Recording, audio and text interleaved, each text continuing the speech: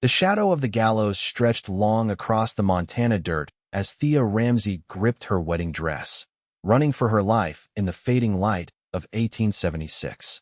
Her chest burned with each desperate breath, her bare feet bleeding as she fled up the winding path that led to Eagle's Peak. Behind her, the pounding hooves of horses carried the men who had murdered her would-be husband and now hunted her with deadly intent. Wedding flowers still clung to her torn veil, a cruel reminder of how quickly dreams could shatter in the untamed West.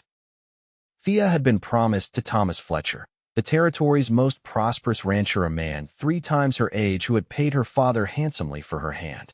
But Thomas's enemies had other plans, attacking during the ceremony itself. Now, with blood splattered across her white dress, she fled from the men who saw her as nothing more than collateral damage in their feud. The pursuit had driven her to the edge of the world, or so it seemed as she reached the cliff that marked the boundary of Fletcher land. Her golden hair whipped across her face in the cold mountain wind as she stared down at the dizzying drop below. The riders were closing in. Thea glanced behind her, seeing the dust cloud rising from their approach. In that terrible moment, she wondered if the fall might be more merciful than whatever awaited her at their hands. She stood at the precipice, toes curling over nothingness, her wedding dress billowing like a ghost in the wind. The sound of horses grew louder. Closing her eyes, Thea leaned forward, surrendering to gravity and fate. But fate, it seemed, had other plans. A strong arm caught her around the waist, pulling her backward with such force that both she and her rescuer tumbled onto the rocky ground several feet from the edge. Thea gasped. The wind knocked from her lungs as she found herself staring up into the weathered face of a stranger. "I've got you," he said, his voice rough as the terrain around them. His eyes, the color of storm clouds, locked with hers. "I'll hold you forever if that's what it takes to keep you from jumping." He quickly pulled her to her feet, his calloused hand encircling her wrist. "There's no time. They're coming." Without waiting for her response, he dragged her toward a chestnut horse that stood nervously pawing the ground nearby. "Who are you?" Thea managed to ask as he practically threw her onto the saddle. "Name's Wade Owens," he replied, swinging up behind her. "And if you want to live, you'd best hold on tight, miss." He kicked his horse into motion just as the first of her pursuers crested the hill. Bullets whizzed past them as Wade guided his horse down a nearly invisible trail that hugged the side of the cliff. Thea clung to the saddle horn, certain they would plummet to their deaths at any moment. Yet somehow the man behind her navigated the treacherous path with the confidence of one who knew every rock and gully by heart. They rode hard for hours, the terrain growing increasingly rugged. Thea's fingers cramped from holding on, her body aching from the jarring ride. Just when she thought she couldn't endure another moment, Wade slowed his horse and guided it into a narrow canyon invisible from the main trail. "We'll rest here," he said, dismounting with ease. He reached up to help her down, but Thea's legs had gone numb. She slid awkwardly into his arms, her torn wedding dress catching on the saddle. "Thank you," she whispered, her voice hoarse from dust and fear. Wade nodded, his expression unreadable in the gathering darkness. "Fletcher's men won't find this place. We're safe for now." "They weren't Fletcher's men," Thea corrected, sinking down onto a flat rock. "They were the ones who killed him, right there at the altar." Wade's eyebrows rose slightly. "You're Fletcher's bride?" "I was to be," she replied, unable to hide the bitterness in her voice. "Though I never wanted it. My father arranged everything." Wade unsaddled his horse, working with practiced efficiency. "Bad business, getting mixed up with Thomas Fletcher. Man had more enemies than a rattlesnake has scales." "I'm learning that," Thea said, watching as he gathered wood for a small fire. As night fully descended, Wade built a fire in a natural depression that kept the light from being visible from a distance. He offered Thea jerky and hardtack from his saddlebag, along with precious water from his canteen. She accepted gratefully, suddenly aware of her ravenous hunger. "Where are you taking me?" she asked after satisfying the worst of her hunger. Wade stared into the flames. "There's a settlement about 2 days' ride from here. Widow there takes in women in trouble. She'll help you." "And then what?" He shrugged. "That's for you to decide, Mississippi." "Ramsey. Thea Ramsey." She looked down at her ruined dress. "I have nothing.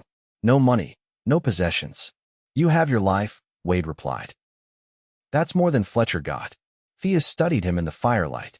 He was younger than she'd first thought, perhaps 30, with lines around his eyes that spoke of years squinting into the sun. His dark hair was overlong, tucked behind his ears, and a scar ran along his jawline. He wore the practical clothes of a working cowboy, nothing fancy, everything worn and functional. Why did you save me? She asked finally. You could have been killed. Wade poked at the fire with a stick. Saw you running from my camp up in the hills. Figured any woman fleeing men with guns deserved a helping hand. His voice dropped slightly. Besides, no one deserves to die on their wedding day. They fell into silence after that, the crackle of the fire the only sound besides the occasional whinny from Wade's horse. Eventually, Wade offered her his bedroll. Get some sleep. We ride at first light. Thea hesitated. What about you? I'll keep watch. Those men might still be searching. She wanted to protest, but exhaustion won out. Curling up in the rough blanket that smelled of horse and leather and man, Thea closed her eyes, certain she would never sleep. Yet within moments, darkness claimed her. Morning came too soon. Thea woke to Wade's hand on her shoulder, gently shaking her awake. For a moment, disoriented by sleep, she thought she was back at her father's homestead. Then reality crashed down upon her: the wedding, the massacre, the cliff. We need to move, Wade said, already saddling his horse.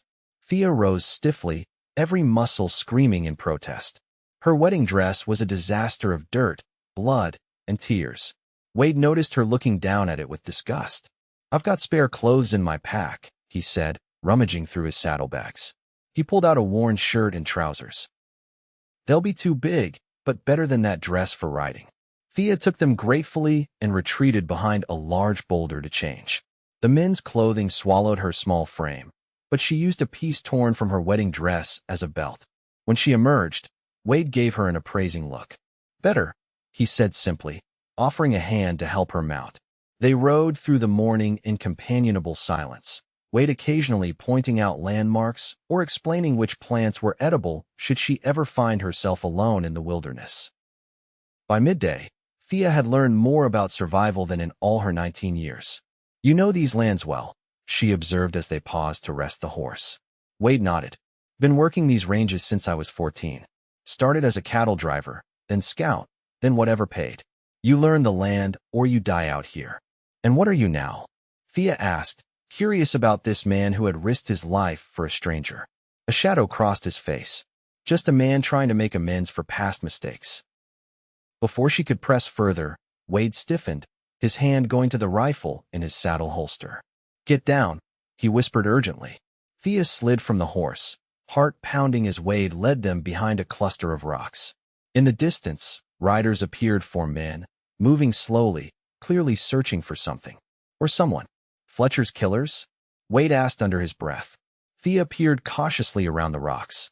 Yes, she confirmed, recognizing the man in the lead, Silas Burns, her would-be husband's chief rival in the territory. They remained hidden until the search party passed, continuing north along the main trail. Only when they were well out of sight did Wade relax.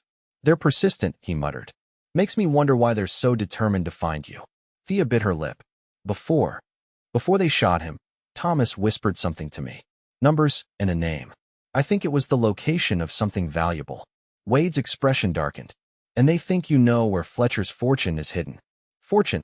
Thea shook her head. I didn't know. Fletcher was rumored to have a cache of gold somewhere in these mountains. Stole most of it from miners during the rush 10 years back. Wade helped her back onto the horse. We need to change course. Head west instead of south. But the settlement, too dangerous now. If Burns and his men are still searching, they'll check all the obvious places. We need to disappear for a while. As they rode through the afternoon, the landscape gradually changed. The open plains gave way to pine forests, the air growing cooler as they climbed higher into the mountains. By sunset, they reached a small cabin nestled in a clearing, nearly invisible among the trees. My place, Wade explained as he dismounted. Not much, but it's secure. The cabin was indeed modest, a single room with a stone fireplace, rough-hewn table and chairs, and a narrow bed in one corner. A loft overhead appeared to store supplies. Everything was meticulously organized, if Spartan. You live here alone? Thea asked as Wade set about lighting a fire. Just me and the mountain, he confirmed. Prefer it that way most times. While Wade tended to his horse, Thea explored the cabin. A shelf held a few books surprising in a man she had taken for a simple cowboy. She ran her fingers along the spines, reading the titles. Walden, The Last of the Mohicans, a collection of Shakespeare's works. You're well read, she observed when he returned. Wade looked almost embarrassed. Winter nights are long up here. Reading passes the time.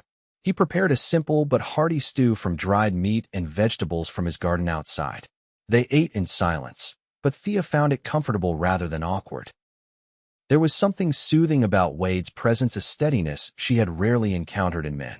You can take the bed, he said as darkness fell. I'll sleep by the fire. Thea wanted to protest, but knew better than to argue with the man who had saved her life twice now. She lay awake long after Wade had settled on a bedroll near the hearth, listening to his steady breathing and wondering what twist of fate had brought her to this place, to this man. Morning brought heavy rain, drumming on the cabin roof.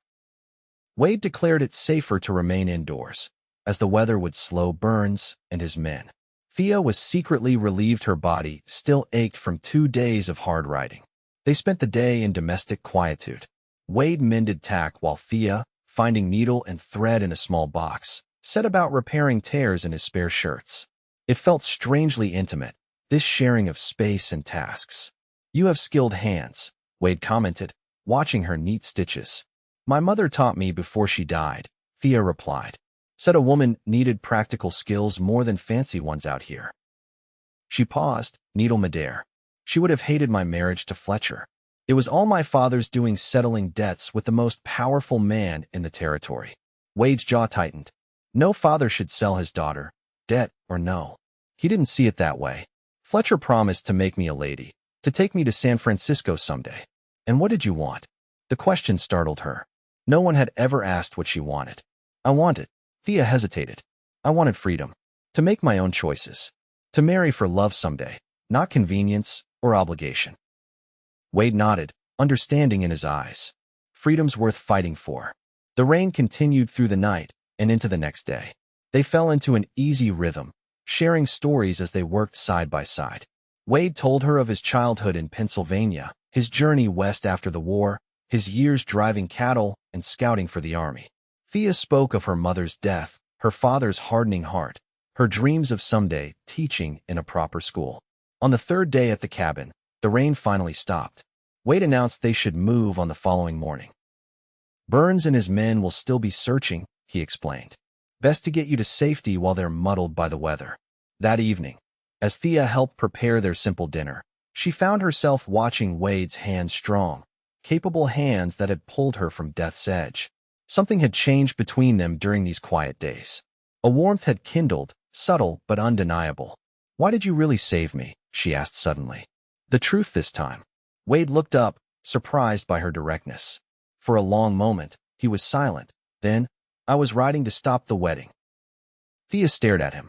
You knew Thomas Fletcher? I knew what he was, Wade replied, his voice hardening. A thief and a murderer who bought respectability with stolen gold. I was gathering evidence against him for the territorial marshal. He set down the knife he'd been using. When I saw the shooting start, I was too far to help. But then I saw you running. His eyes met hers. I couldn't let another innocent person die because of Fletcher. So, I'm just part of your mission of redemption? Thea asked, unable to keep the hurt from her voice. Wade stepped closer. You started that way, he admitted. But now, he reached out, hesitantly touching her cheek. Now I don't know what you are to me, except that I can't bear the thought of harm coming to you. The confession hung between them, changing everything. Thea leaned into his touch, her heart racing. I've known you 3 days, she whispered.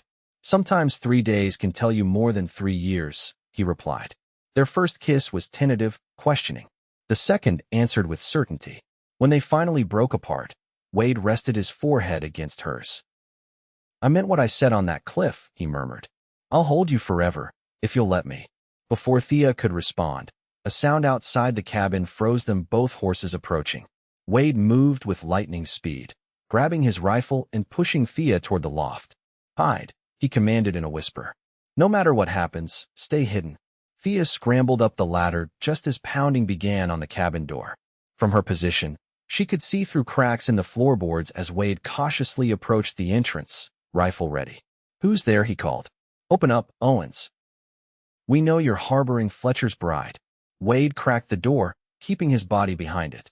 "Don't know what you're talking about, Burns. I'm alone." Silas Burns shoved the door wider.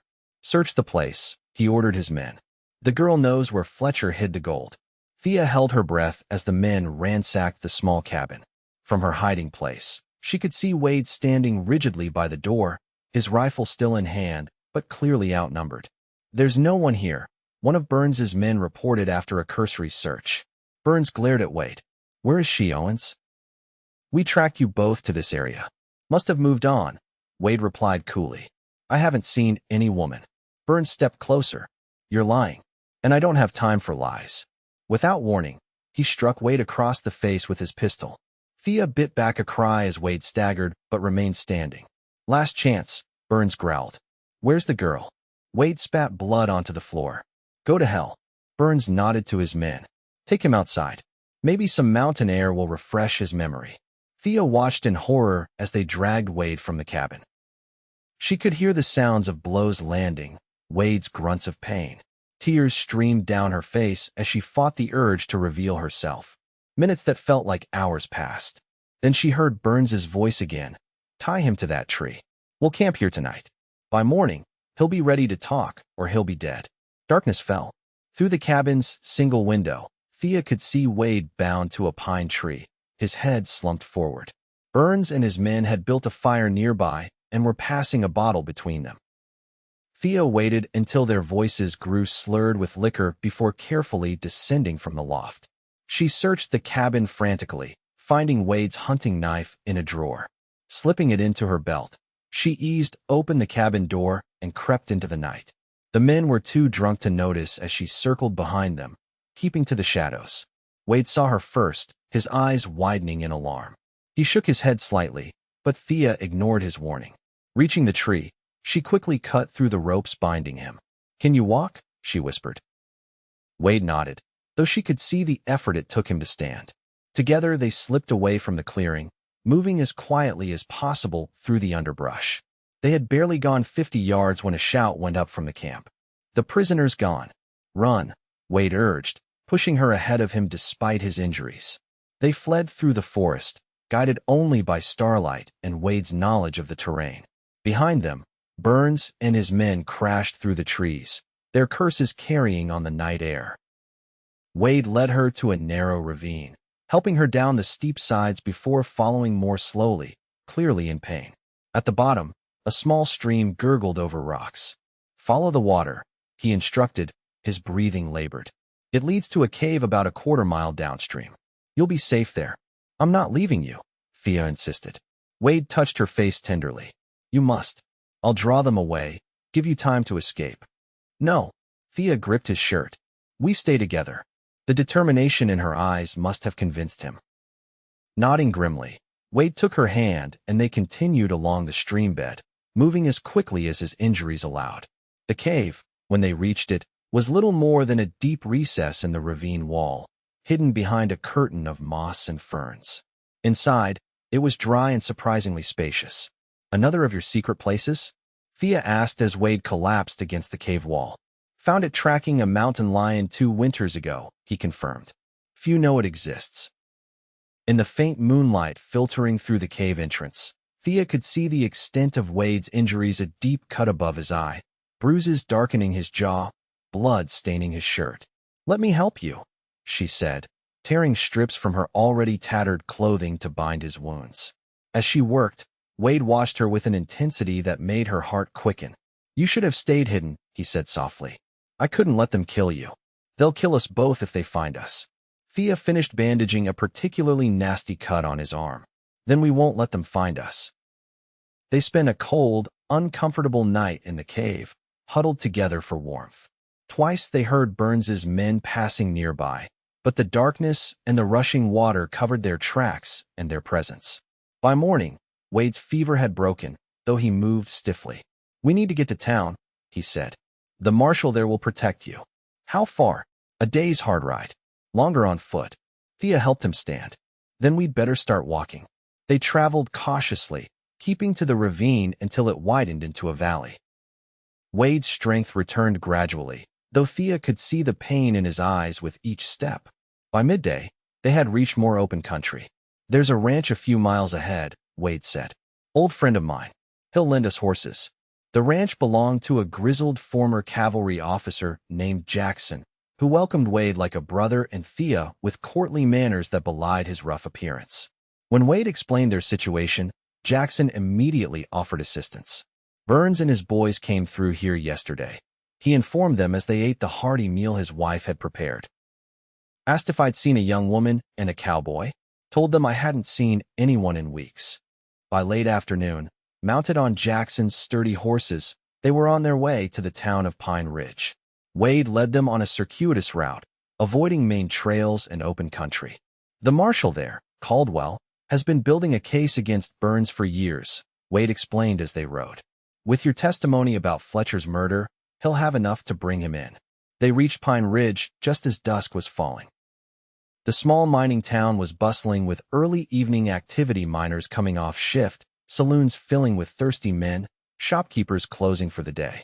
Marshal Caldwell's office was at the end of the main street, a sturdy building with barred windows and a solid door.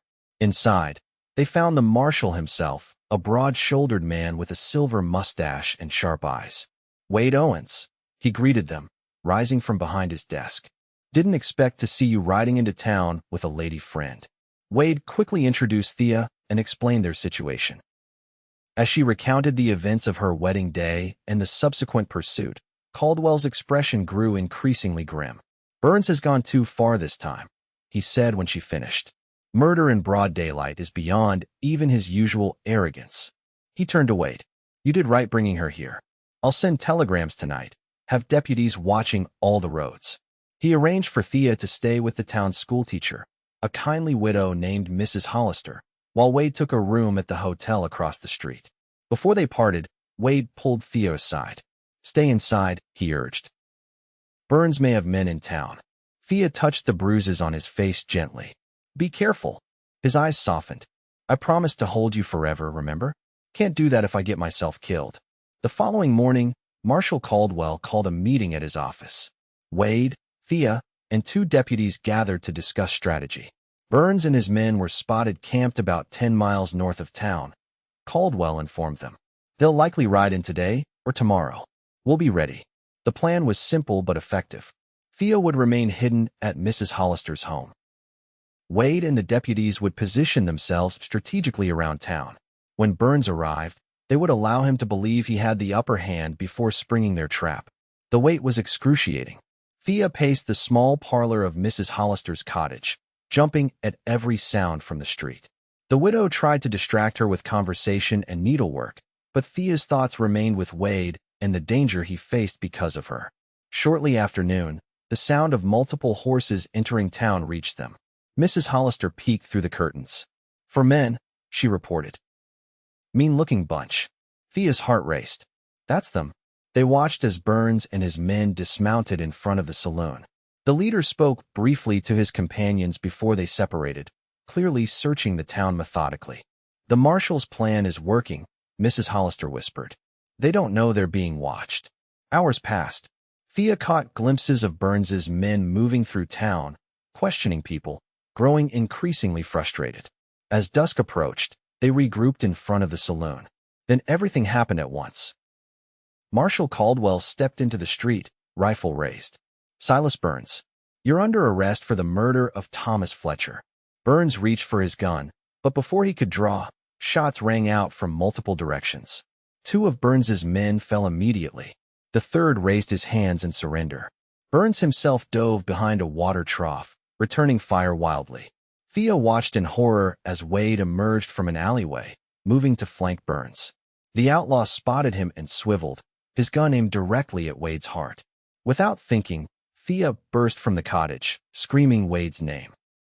The distraction was momentary but crucial. Burns hesitated, his attention divided for a split second. It was enough. Wade's shot found its mark, and Burns collapsed onto the dusty street. In the aftermath, As townspeople emerged cautiously from buildings, Thea ran to Wade. He caught her in his arms, holding her so tightly she could barely breathe. "You could have been killed," he murmured into her hair. "So could you," she replied, her voice muffled against his chest. Marshal Caldwell approached them, holstering his weapon. "It's over," he announced. "Burns is dead. His surviving man is singing like a canary about Fletcher's murder and a dozen other crimes." The following days passed in a blur of statements and testimonies. Word was sent to Thea's father about her survival, though she had no desire to return to his home. With Burns's death and his gang's capture, the threat had ended, but a new uncertainty loomed. "What will you do now?" Wade asked her one evening as they walked along Pine Ridge's quiet main street. Thea looked up at the stars, considering. "Mrs. Hollister mentioned they need an assistant at the school. I've always wanted to teach." Wade nodded, a certain tension in his shoulders. "Pine Ridge is a good town. You'd be safe here." "And you?" Thea asked, her heart in her throat. "Will you go back to your cabin in the mountains?" He stopped walking, turning to face her. "That depends." "On what?"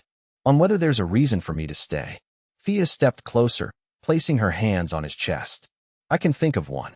Wade's smile transformed his weathered face. "Just one. A very important one," she replied, rising on tiptoes to kiss him.